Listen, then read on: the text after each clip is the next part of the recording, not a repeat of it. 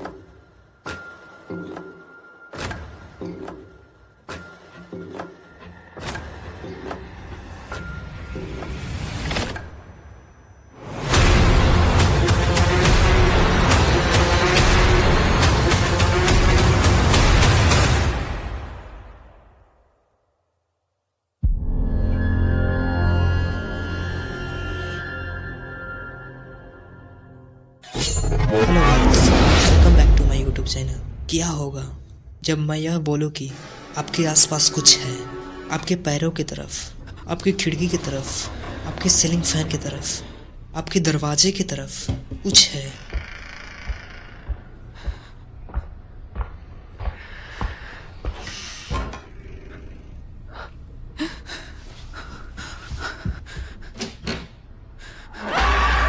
अब आप सोच रहे होंगे कि ये क्या फालतू बातें कर रहा हूँ। जी हाँ, बिल्कुल। मान लीजिए आप किसी घने जंगल से गुजरने वाली बिल्कुल ही सुनसान रास्ते पर मात्र एक टॉर्च के सहारे घनघोर अंधेरी रात में चले जा रहे हैं। आसमां काफी साफ है और ठंडी तेज हवा भी चल रही है, और उसी जंगल के बीचों बीच एक पुराना घर है। आप जब तक वहाँ तक पहुँचते हैं, अचानक मौसम बिगड़ने लगता है, आसमां में बिजली चमकने लगती है। आप उस पुरानी हवेली के सामने खड़े थे। जंगल से आने वाली तेज हवा और पेड़ों की डरावनी आवाज़ ने आपको बिल्कुल भयभीत सा कर दिया। आपने डिसाइड किया कि बारिश से बचने के लिए उस पुरानी घर में प्रवेश लेंगे। आपने उस पुरानी घर में प्रवेश लिया, बारिश के छूटने के इंतज़ार में।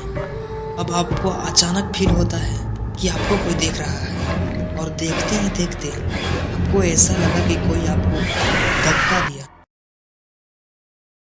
और आप अचानक बेड से उठ जाते हैं। आपको फिर ख्याल आया होगा, अब ये क्या फालतू चीज़ था।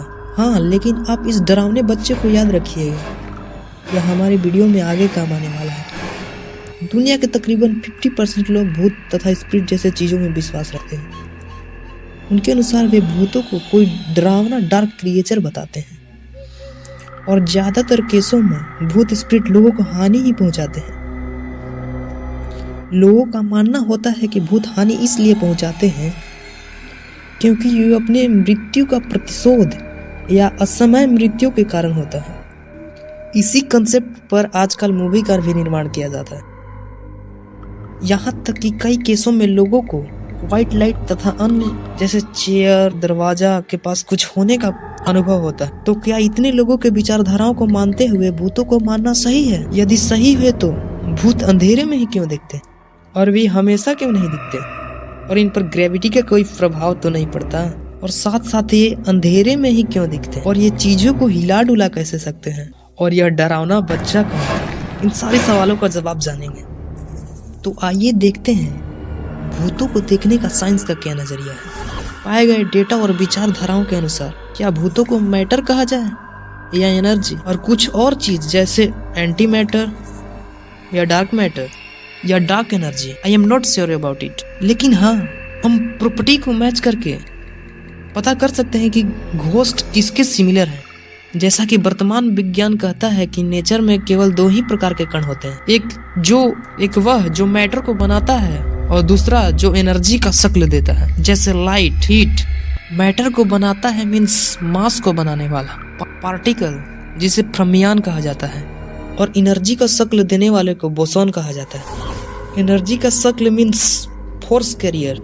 इन दोनों कणों के बीच का मूल अंतर यह होता है कि फर्मियान में मास होता है, मीन्स यह स्पेस को ऑक्यूपाई करता है, मीन्स स्पेस में सेम कोऑर्डिनेट पर एक ही समय में 2 फर्मियान पार्टिकल नहीं आ सकता, जबकि बोसॉन का कोई कांस्टेंट मास ही नहीं होता। इसका मतलब यह है कि कांस्टेंट नहीं तो वेरिएबल।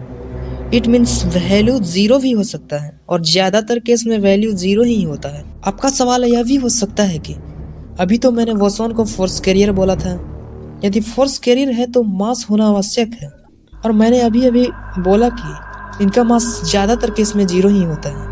हाँ बिल्कुल, आई एग्री, बट यह न्यूटन के सेकेंड लॉ F=ma का पालन नहीं करता, बल्कि यह क्वांटम फील्ड थियरी से एक्सप्लेन होता है, और मैं क्वांटम वर्ल्ड में जाना नहीं चाहता। यदि अल्फा नाम का व्यक्ति एक चेयर पर बैठा हो तो दूसरा व्यक्ति उसी समय में उस चेयर पर नहीं बैठ सकता। उसने चेयर पर स्पेस को ऑक्यूपाई किए हुए है। उस चेयर पर दूसरा तभी ही बैठ सकता है जब वो हटेगा। कुल मिलाकर मतलब यह हुआ कि फ्रेमियन जगह घेरता है, बट यही बात बोसॉन की किया जाए तो यह कण किसी जगह होने के बावजूद भी वह जगह खाली ही रहता है। इट मीन्स एक ही समय पर एक ही स्पेस के कोऑर्डिनेट में एक या एक से ज्यादा बोसॉन पार्टिकल हो सकते हैं। जैसे आपने देखा होगा कि एक लाइट इधर से आ रही है और दूसरी लाइट भी इधर से आ रही है, वो उसी पाथ पर सेम टाइम में ट्रेवल कर सकती है। आपने कभी नहीं सुना होगा कि ग्रीन लाइट और रेड लाइट आपस में लड़ गई, क्योंकि light is the form of boson, और बोसॉन में मास नहीं होता। जब मास नहीं तो no momentum. I think you got it my points. Physics के भौतिक प्रोफेसर हॉवर्ड जॉर्जी ने एक रिसर्च पेपर को पब्लिश किया था। इसमें उन्होंने अनपार्टिकल का जिक्र किया हुआ था। यह आइडिया और साइंटिस्ट को इतना भाया कि अब तक इस पर लगभग 100 के करीब रिसर्च पेपर पब्लिश हो चुके हैं।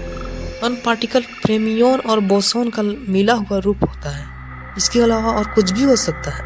I am not sure about it. जाहिर सी बात है, यदि एंटी पार्टिकल है तो एंटी मैटर होगा ही होगा। जैसे पॉजिट्रॉन, इलेक्ट्रॉन का उल्टा।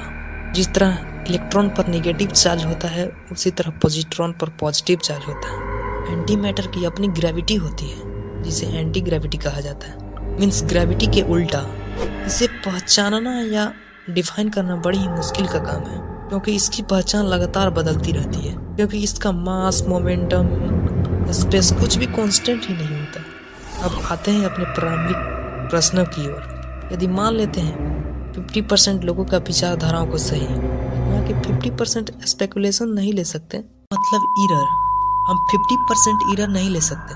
मतलब सपोज दैट एक एक्सपेरिमेंट में एक टेबल रखा गया है और 100% को इनवाइट किया गया है उस टेबल को ऑब्जर्व करने के लिए, जिसमें 98% ने उसे टेबल कहा, बट 2% पर्सन ने उसे ट्री बताया।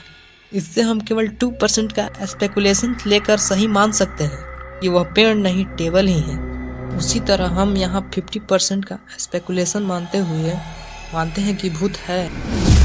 एंटी मैटर को माना जाता है कि ये मैटर के संपर्क में बहुत ही कम आते हैं। मैटर और एंटी मैटर आपस में संपर्क में आकर अस्तित्व ही समाप्त कर देते हैं। जिस तरह से हम 3 और -3 को ऐड करते हैं, इसका फर्क होता है, मतलब कुछ नहीं।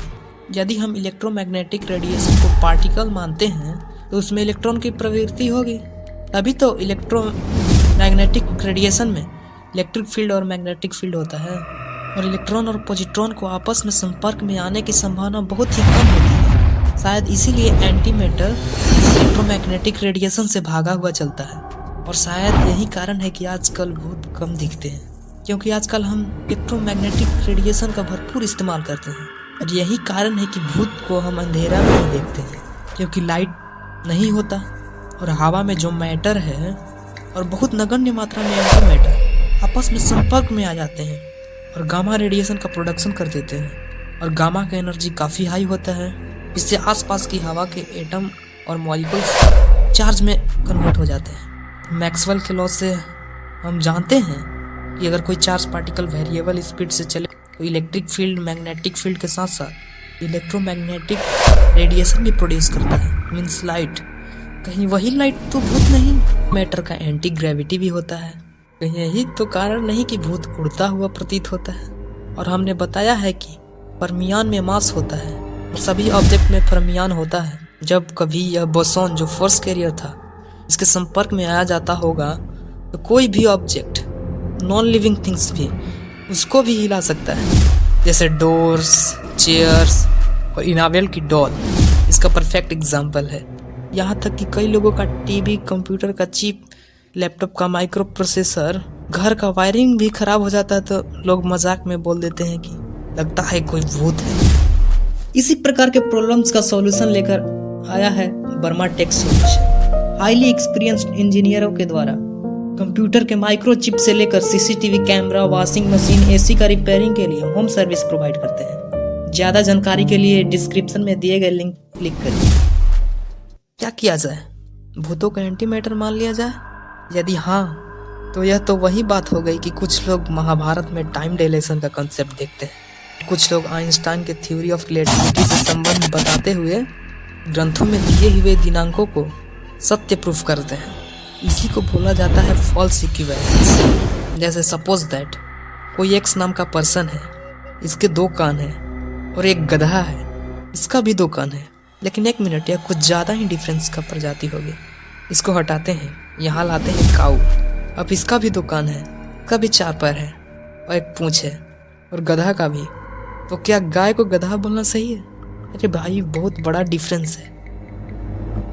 मैं भी बोल सकता हूँ कि सुपरमैसिव ब्लैक होल का कंसेप्ट भगवान विष्णु से आया है। उनका जब बावना रूप था, जस्ट लाइक ब्लैक होल पहले न्यूट्रॉन स्टार होता है और वो धीरे धीरे अपना शरीर बड़ा करने लगते हैं और पूरे ब्रह्मांड को अपने अंदर समाहित कर लेते हैं। जब वो शरीर को बड़ा कर रहे हैं तो ग्रेविटी का मान बढ़ रहा है और उनका मास इतना हो जाता है जैसे सुपरमैसिव ब्लैक होल का, और सब अपने अंदर समाहित कर लेते हैं, जस्ट लाइक ब्लैक होल। तो क्या कह दे, ब्लैक होल का कंसेप्ट पुराने ग्रंथों से आया है।